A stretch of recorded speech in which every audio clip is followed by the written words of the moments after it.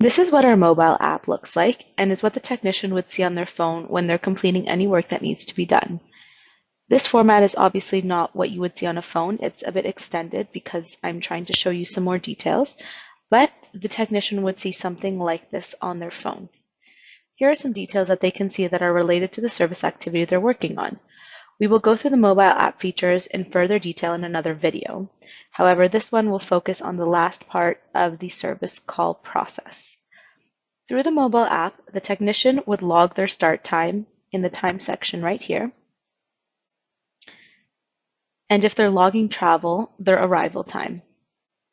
On arrival, he inspects the equipment, logs the condition he found the equipment in right here, and then he would put his phone away and go to work.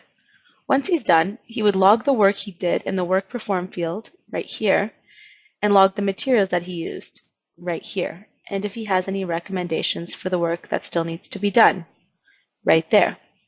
In another video, we will go over how the recommended field can actually be turned into a sales opportunity. For example, if the tech recommends getting a new unit in the building, the sales team will see that and follow up with the customer to make sure that gets done. Once he's completed the work and logs his time right here,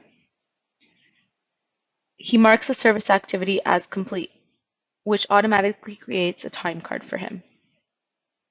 Here's a list of time cards. So if you click into a time card, you can see that a time card logs the amount of hours the technician worked while there and determines whether it was overtime, regular, double time, and then this would feed directly into payroll.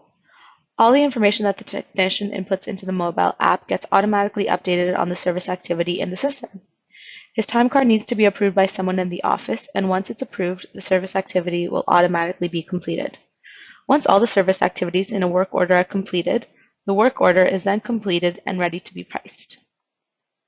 A completed work order would show up in a list view, such as this one, called Work Complete Work Orders, as you can see right here. This means that you have your costs that are associated to this work order, and now you have to figure out how to charge the customer. These completed work orders are now ready to be invoiced.